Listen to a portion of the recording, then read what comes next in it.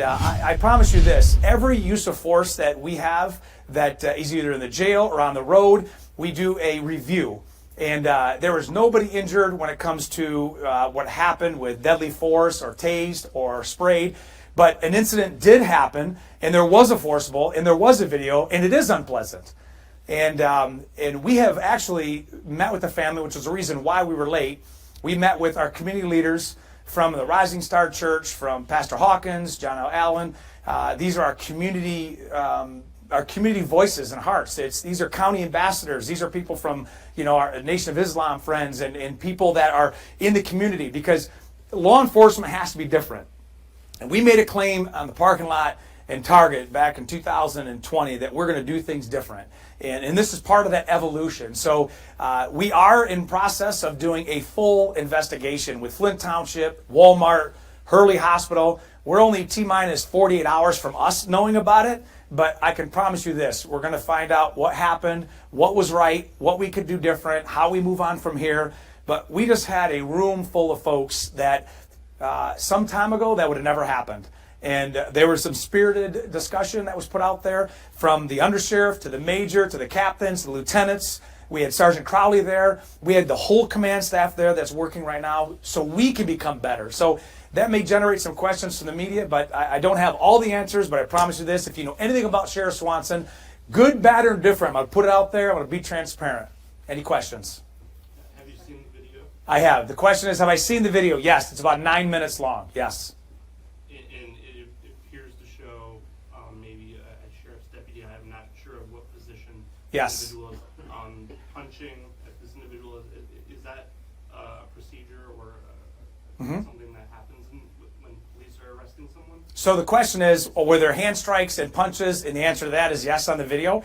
And all law enforcement across Michigan and across the country, for that matter, operate what's called the force continuum. And it's subject response and officer response. And as that force continuum goes up, so does the response of the officer, from literally verbal commands to deadly force. And it's the responsibility of the officer or the deputy that as that sliding scale happens, they use the force enough to contain the situation, which means to settle where they are, to put somebody in custody, to calm the situation. And as soon as that force is relieved, then we slide back down. And that does include hand strikes. And as I mentioned, when you see the video, there was no chokeholds, there was no OC spray, no taser. But people in this profession have tools that we have to use in order to maintain order, law and order. And again, the public doesn't see that as much as they see all the positive stuff we're doing. So when they do see it, it is disturbing. But it's still worthy of investigation, and that's why we are there. We've met with the family. We've met with the subject, Mr. Fleming. We're working with Hurley and Walmart, and Flint Township was here. But yes, that is a force that can be used. The question in this investigation is, was it appropriate force used for the force being used by the subject? And that's where we are right now. Just going off that too, I mean, watching the video, initial reaction, do you believe that it was appropriate considering that they were saying he wasn't listening, he was being, trying to resist arrest, but on the video, he's on the ground. He Yeah. can't move. Do you believe initially seeing that video, it was appropriate or was it inappropriate? Initial reaction. So yes, he was on the ground, and yes, there was a forcible, an altercation. The question is hands underneath, not complying, hands behind the back. That is, and we do this in jail all the time when it comes to transporting.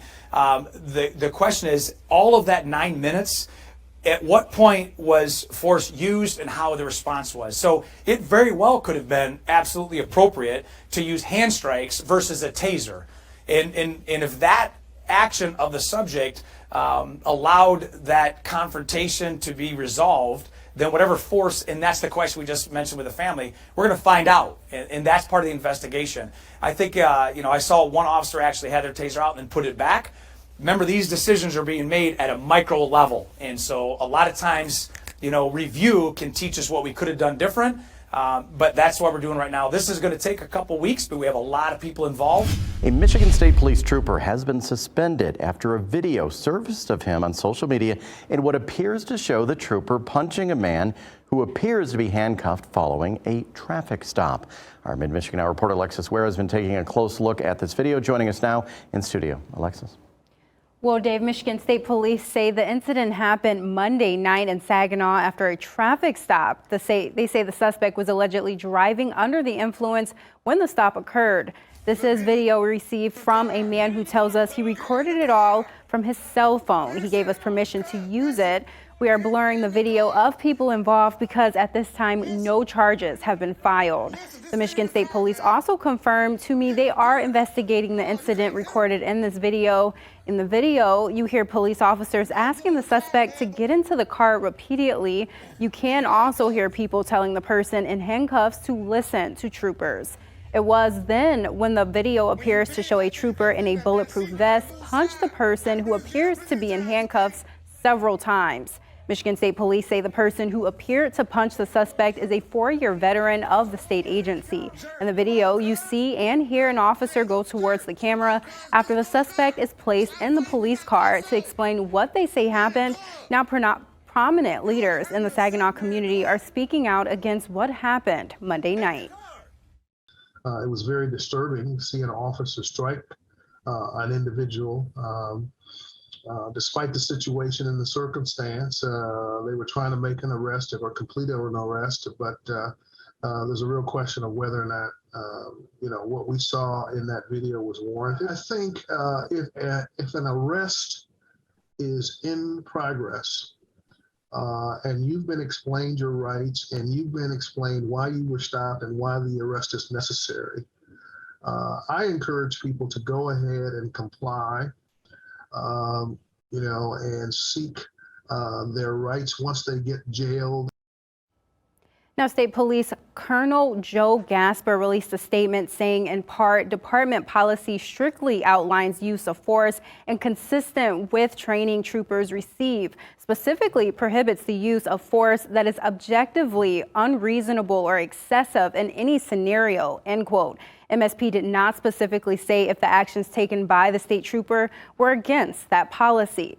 The investigation still is ongoing, and again, the trooper was suspended. The Saginaw County Prosecutor's Office said once their investigation is complete, the findings will be reviewed for potential criminal charges and ultimately referred to the Michigan State Attorney General's office. You can read the complete Michigan State statement, the Michigan State Police statement at MichiganNow.com. Dave, back to you. Thank you very much. And we looked at the state police official order on use of force.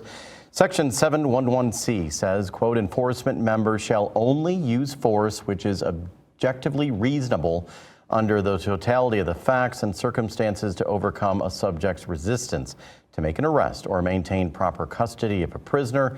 When a resisting subject de-escalates his or her resistance, the enforcement member shall also de-escalate the amount of force used proportionately.